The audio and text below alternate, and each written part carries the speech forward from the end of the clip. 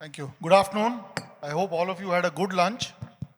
Yeah. So uh, I have the pleasure and privilege of talking to three world-class entrepreneurs here on stage. Very interesting mix.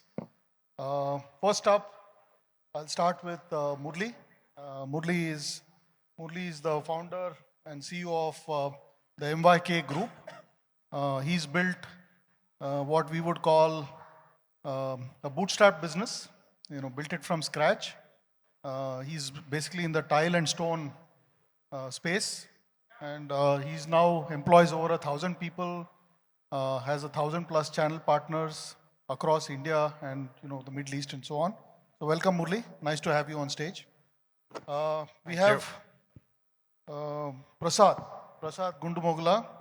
He's a serial entrepreneur. He's now into his third entity. First business he built was acquired by Mercedes. He started a second one, and now he told me, the world's largest air wholesaler, travel and logistics business. It's a company called Mondi, which is in the travel tech space, and he took the company public in NASDAQ a few months ago. Right? So unicorn founder. Nice to have you, Prasad. And Thank you. Last but not least, Vijay Yalamanchili. Vijay Yalamanchili is again a serial entrepreneur, right now running two companies, one of which was in the news a couple of months ago, a company called Keka. Keka means awesome, and it's in the HR tech space. And he probably raised the largest round from a Series A standpoint for a SaaS tech company of $57 million, right? So please before we start, I think you should give these guys a big round. Okay, so now I'll start with you, Murli. So you started your journey many years ago, right? And why don't you just share with the audience snippets of what you did, how you've got to where you are, and the whole journey, right? I think the thing I wanted to share with you is Murli is not funded. He's built it bootstrapped, no VCs, built it basically using debt to scale the business. So just walk us through the journey and share your insights. Thanks, Andy. So I think as MSR said, we have a tough session because it's after lunch. We have to keep you awake. So I think it's been a long journey. And I think, as I said, I was talking to MSR the other day. We just had an idea to get into business, didn't know what it was, and then had to raise money. So how do we get the money? So we had to go to the banker, convince the banker that two youngsters can do something, the first job, first business. We had to do a lot of things to get the banker to convince him that we could do the job. And thanks to him, we started off. And this MYK Laticrete, we make tile adhesives primarily to go under the tile and stone. So the product isn't seen.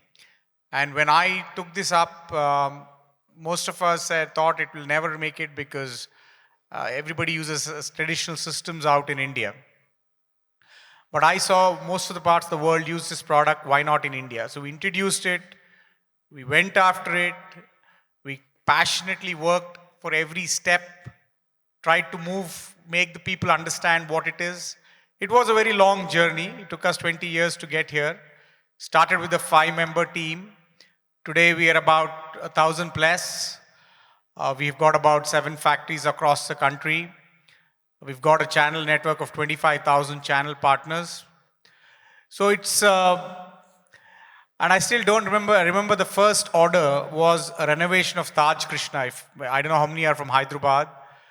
So they were renovating the whole hotel. So the contractors from Bombay, and me and my 3 colleagues were trying to sell him 500 rupees of a grout that goes between the stone. And still in my office, I have that invoice out there because that was my first sale in 2000. So I would say it is, but if you're following your path, and we were very passionate at what we are doing. And we are here right now. And as we scaled up, I think we have the first automated factory in the country. We put the first R&D in the country. For a brick and mortar business, we are fully digitalized. We have most of our companies digitized. Before COVID hit us, we could easily go through it because our company had the culture of being digitized. So these are some of the highlights of my journey. And now we're happy, we went into a last stage of connecting with the consumer last week. We signed MS Dhoni as our brand ambassador, and we are all over the media. Hopefully somebody has seen those ads. If not, we're going to be there along with him. And now is the next story of growth that we're going to continue. Thanks, Murli. Awesome story. Let me go to Prasad. Prasad, you've done so many things, right? So you started your journey in Hyderabad, and then you're the classical, if I may use the word, rags to riches story in some ways. And I say that in the nicest possible way. So why don't you quickly walk us through the first two stints of your journey as an entrepreneur and what you're doing now as well? Sure. Hi, this is Prasad. I started, I came from a village and a town in this state where an education was a privilege. English was my third language. And, finished my master's, went to US, then started a company and got great, successes in the initial stages of life. So I sold two companies, back to back. Then came to India, wanted to start another business here, have this India calling, feeling. I came here, then started another company and failed miserably. And of course, that I learned so much out of that venture than any other ventures that we started. Then, moved into the next venture, started Mondi. Mondi is a travel tech and a marketplace based in US, but we have global operations. We went to public recently with a ticker name MOND, M-O-N-D. We are valued $1 billion, but I think that's, in our view, the number is just a number. We have huge potential, and we are disrupting a space in travel, which is, the way it's happening until today. I think that potential is very limited. The way that we are coming with our marketplace and the experiential travel into the market would disrupt travel globally. That's about myself, and of course, I look forward to, I'm going to come back to you, Prasad. I have a lot of questions to ask you about, what has changed between the time you came back and started something here to now. But I'll come back to you on that. Of course, yeah. Okay. So, Vijay, homegrown success. Yeah, native to Hyderabad all the way. So like all journeys, my journey also started with a pain, but I think the pain was personal. I had a breakup when I was in US. So somehow I translated that to doing something for the nation, came back to India, joined a political outfit, Lok Satta, as a volunteer training students on coding. That didn't go that far, too naive for politics. So I came up with an incubation center based out of JNTU. In fact, this was probably the first in India, or at least first in South India, even before the triple IT or a Thai incubation center started. So I was the first out of it that graduated also. I started it, and then I started my own company. The notion was to hire people that were jobless and then try to build a business out of it. So that business I grew with a tie-up with one of a US company, grew to about 2.5, 3 million, 100 people, been successful. But then I lost it all because I was lousy at paperwork, and then someone actually took advantage, and they even tried to put me in jail. This was in 2012. Lost everything. Almost newlywed. I was newlywed, and I was about to, and I lost everything. So it was a very tough situation for me. So I was about to take an interview where I thought the interviewer who was interviewing me I felt that was a person I would have rejected. And I took an emotional decision that this is not what I want to do. I started again. So I built my Technovert, which is an IT services company, from the scratch again. A lot of my previous employees, they helped me without any pay for many days and helped me actually build that company. And while I was running Technovert, I wanted to build a product, and that's how the thought about building kcard.com has come, because I was always believed in employees as a notion. I thought that's a HR tech is a good space for me to be in, and that's how we built kcard.com. Right, so it took 7 years of Gruel to work in the Indian market and try to build some good traction. But I think we came and achieved our first milestone, and this is just the beginning of the journey. So as you said, funding is just the beginning. It's just a milestone, first beginning, yeah. Thanks. Thanks, Vijay. Okay, Prasad, I'm going to disrupt the flow a bit, okay? And I'm going to first jump off to Murli, right? And no, maybe I'll start with you, Prasad, and then we'll come back to, because so when you came back to India, I think you told me 2007 you came back to India and you tried to do something. And obviously you're now coming back here. You also mentioned that you're coming back to India after, thanks to COVID, after a length of time. Yep. So one is obviously there's been a huge change in the physical infrastructure, particularly in Hyderabad.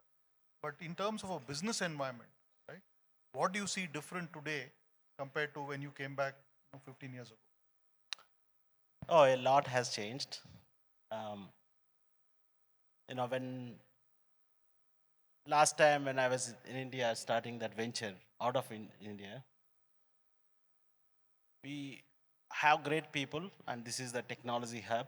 Hyderabad, wherever that we go. Yeah, I'm from Silicon Valley, and every great company out there, lot of Indians, lot of people from Hyderabad. Technology is in the blood of, this country and state. So started off the products here and got great traction, and we were able to do everything. But to build a business, you need more than a product, more than a technology, platforms that we build. So it requires funding, it requires, the right marketing, it requires the whole ecosystem, right? That was not there last time when I was here. So, whatever that, um, exit I make, the money I made from my previous ventures, I invested into this venture when I started, 15 years back. And then I realized that we need funding, and there was no real investors here in Hyderabad, so we have to go to Bombay and other places to raise the capital. But you are like a second-hand citizen there, I know it was little while back, but still, it is what it is. Couldn't raise that money.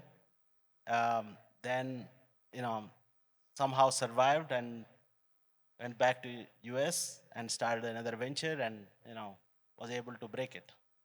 So from that point to this point, what I realized and what I see is the people, that the real assets is all there and it's growing, but the infrastructure has built so much. The whole ecosystem is there right now. Had I been started my venture now than 10, 15 years back in India, in Hyderabad, things would have been different. I would have made 2, 3 unicorns by now, right? I'm confident, at least. Thank you. Okay, Murli. So you, first of all, tough space, manufacturing, right? Second is the route you took, which is saying, I won't go out and raise, I won't take venture money to build this. So tell us between then to now, right? If you were to, let's say, fast forward in time from 2000 when you started approximately to now, and if you were to start now, how do you see the environment has evolved, particularly from a manufacturing lens standpoint? I think Hyderabad now, especially today has a lot of ease of doing business from a manufacturing sector also. They've got a single window clearance for us. Earlier it wasn't there. We used to go to multiple departments to get our clearances 20 years back. So I think the infrastructure has improved, the logistics. See, for us, we had this the first plant in India. So this was the only plant then, and we used to supply across the country. And one good, we were somewhere in the midpoint of India, so we could go everywhere. And but the logistics would take a much longer time. Today, from between cities, it's much better. Internally, also the systems and processes of all the companies, the associate companies whom we work with, have got better. I think there's a tremendous change. The only thing I think would got difficult would be, I think, the bank funding. Then, I mean, the bank funded us with zero collateral. Now I think it's a lot more difficult from a bank point of view. I think you need to go to a VC or a private equity, might be. But apart from that, I think Hyderabad has phenomenally grown infrastructure, putting up factory today in Hyderabad. I would say is one of the easiest in the country. There's no doubt about it. And the kind of systems and processes this government has come up with is brilliant. You have plants in other states, right? So how does it compare? For example, you said it's easy to set it up here, but compared to the other states you are in, do you see a radically different way of doing things here compared to, the other states you are in? Frankly speaking, not too much. I think most of the states today are having systems to. It's only the culture of work, culture of people, and being raised from Hyderabad. Always you feel more comfortable doing here than doing in a place where the language and the other things. But apart from that, I think across the country today, right now we are putting up a factory in Madhya Pradesh, in Indore. So, the chief minister called for a one-on-one meeting. Across the table, he settled and it's not a large plant. We're just investing about 130 crores. But I think they all are looking at setting up industries. And I think now the environment generally in most of the states is good. But labor, culture, these are the challenges. When you're in a hometown, you always feel more comfortable. Thank you. Okay, Vijay, coming back to you, right? Unlike many others who would have probably, the space you are in, HR tech, and second is obviously, I think Prasad also referred to the challenges he had in, funding, etc. But you decide to build it from here, right? So walk us through how you are seeing it, in terms of there's this notion, which obviously we are working very hard to dispel, that funding is relatively easier in other parts of India compared to Hyderabad. Walk us through your journey in terms of, when you raise this round from Westbridge. So I think relatively Hyderabad, never had that access to the funding. Okay. Thank you. Sure. So relatively Hyderabad had the disadvantage earlier about funding, not being readily available and all the VCs located in other cities. But I think out of that came a true, something unique to the Hyderabad. A lot of entrepreneurs developed grit. The two gentlemen here, they are examples. I know High Radius, I know Agile CRM, and I know a bunch of other startups that are based out of Hyderabad that have grown and done tremendously well. They have not gotten that mileage like the other startups from other cities have gotten, but we have those entrepreneurs that developed grit. And I think today that is what I see as a strength. That is what I've always derived inspiration from, seeing fellow entrepreneurs from here running without capital, right? And today VCs are talking about capital efficiency, all these things, right? So I think from that perspective, we have resources in Hyderabad. Talent is relatively much cheaper. Engineering talent is much cheaper, affordable, accessible. Talent coming from across Chhattisgarh. I've hired people from remote places in Tirupati and other regions. Tremendous talent is available, right? So this generation, any new startup, talent is the biggest capital that they need to acquire, and that is available in plenty in and around regions of Hyderabad. We just have to search hard. I think that is where my strength has been that all my engineering people, for example, 150 engineers, I hired out of college. We have not had a single lateral hire. Same goes with my marketing team and sales. A lot of them we've hired young talent, right? Hire one level, two level down, right? Cheaper. They have the mindset of also, because they're being challenged to play a bigger role, right? They also give their best. So I think from that perspective, Hyderabad actually has amazing talent and resources.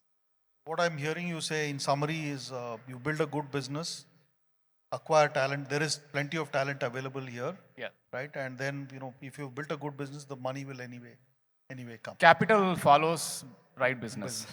Yeah. And do it with passion, as you said. Right. Yeah. Okay. So I'm going to now switch the order a little bit, right? I want to make sure people stay awake. So, the order. Okay. So let me get to you, Prasad, now. And Prasad, we've built, for example, at T-Hub, we worked with about 1,100 startups over the last 7 years. Today, we have about 6,500 startups in Telangana, right? We are number 4 from a ranking standpoint. Maharashtra, Karnataka are ahead of us. Now, for us, I think TIE has a stated mission of going out and building 1 million entrepreneurs, right? So if you were to think of what are the 2-3 things we need to do from an ecosystem standpoint and where your entrepreneurs lens, right? Entrepreneurs are good at solving problems and, think about solving it, creatively, right? What are the things we need to do to make Hyderabad the place to be in for any new entrepreneur who wants to start out? Ease of doing business, right? I mean, for any entrepreneur, when you're starting the business, there are a lot of things to take care, from your staffing. Your HR is your main, the challenge. Retaining those right talent is a big deal, and then building a business and then, creating value to it. So we have our own challenges, but we needed the infrastructure that's out there, the whole ecosystem and the support. The top 3 items are the people, the entire ecosystem, the funding. So it has to come hand in hand. Support from the local government, support from the, the investors, and the overall, ecosystem is very much required. And I think that's what I am seeing at education. Of course, there's nothing new to be done here. We have that, and we have the right talent at different levels. But bringing that to the right mindset and building the ecosystem around that talent is of paramount, interest for anyone. Murli, let me come to you. Yeah? And, Hyderabad has made tremendous strides in manufacturing. But if you want to become a powerhouse in manufacturing, right, and be the wannabe place type of thing, what would you think we need to do? I think Hyderabad has, the policies are in place. I think the biggest would be creating industrial zones where you can straight away go and start. Today, the most amount of time of manufacturing takes is locating a land, getting it, right land, right size of land with all the infrastructure, etc. So I think already Hyderabad is doing it, but they can do more. I mean, they can come up with more clusters, right? Say this is for the construction segment, this is for the pharma industry. This is so industry specific. If you can do and create an ecosystem, I think that will go a long way in coming up with manufacturing. And Hyderabad has a talent. People for manufacturing is brilliant. They have all the other facilities. So I think if I would have to pick up one, it definitely would be the industrial land would be one of the biggest need, I would say. You probably know, right? We already have a Mobility Valley, Pharma, Genomics Valley, Right. and also for defense and aerospace, there's a cluster and so on. But yeah, we'll take this recommendation back. See what- Unfortunately, for construction materials like us, nobody cares. So people are after IT and pharma and genetics and aerospace. We are the left out guys in the industry. Thanks. Vijay, I coming don't back agree. to you. We all need office spaces. Vijay, coming back to you, right? This question I keep getting asked, right? That we have 3 unicorns in Hyderabad, right? Effectively Zenoti, High Radius, and Darwin Box, of course. So, and of course, obviously valuation can never be the only metric you get measured by because there are other things you think about. But what do we, you've talked about, we have capital availability is becoming easier, talent availability is there and all of that. But what do we really need to do to make Hyderabad, challenge Silicon Valley? I'm not even worried about Bangalore and, the other places, but let's say to challenge Silicon Valley. See, that's really wonderful, right? So you didn't say compete with Bangalore, rather compete with Silicon Valley. I think we have entrepreneurs. What we lack is predominantly, and even I'm relating more to myself, but there could be a lot of people that are, tremendously wonderful doing. But we think about building a product first and then trying to figure out customers. So that's something a lot of tech people think, right? So that is something where, for example, we could change, right? So rather discover the problem and then try to see if there's a big enough problem to solve and build a product aligned with that. I think that is something that advice, if a lot of younger entrepreneurs can get, they can do tremendously well. A lot of smaller startups that I come across and all, I see this narrowly, missing, right? So that is one aspect. The other aspect is we're a bunch of introverts in general, I think. So that should change. Being able to sell yourself is something even I've not done so well, right? So I think that's the other part. And I'm very happy that TAI has taken up that mandate of selling success stories of their Hyderabad startups. I think these are the two things I would look at, right? So go to market, right? Figure out go to market first and then build a product. Two, build enough marketing muscle. Sure. Okay, so I think I want to just throw it open to the audience very quickly because we have about 2 or 3 minutes. We can probably take 3 questions. And again, in the interest of, I want the panelists to talk for longer than the people who are going to ask the questions. So if anyone has questions quickly, which you want to throw at our eminent panel, if there is a mic which can go around, 1 question each at Prasad, Murli and Vijay.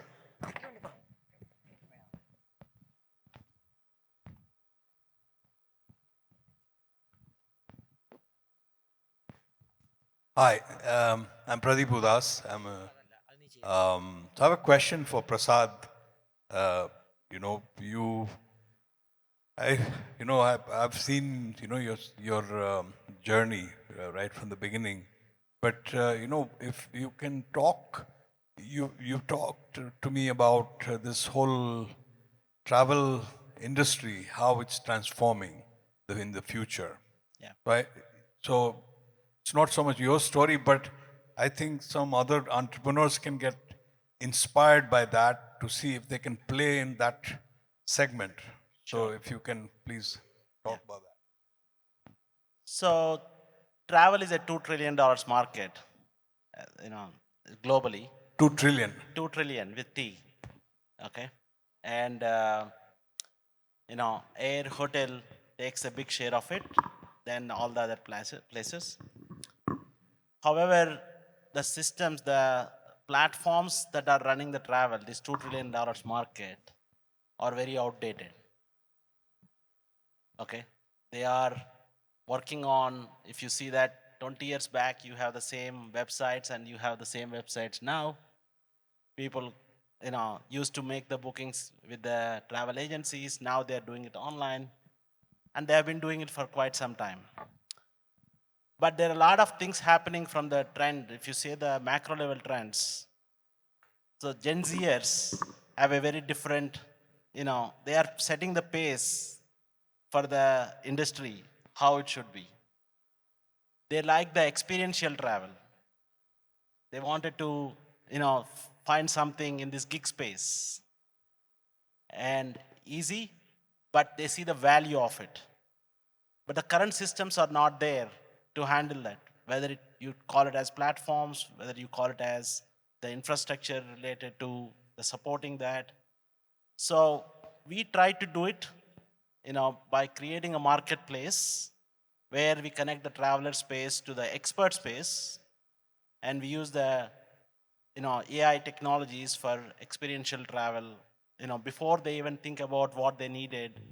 It provides, and suggests some trips, and connect them with the right local experts, the influencers, the content writers when they need it, and be able to stream the supplier content and the user generated content to it. So that's what we do, but it is just a piece of this $2 trillion market. So what I suggest the entrepreneurs is to take this industry very seriously, and there are a lot of opportunities. It can take many unicorns, okay, and be able to disrupt this world with various ideas. So I request everyone to look into that aspect. Do we have another couple of minutes or we are done? Can we go on for a couple more minutes? Okay. So we'll have, the audience can throw a question at Vijay and at Murli. Anyone?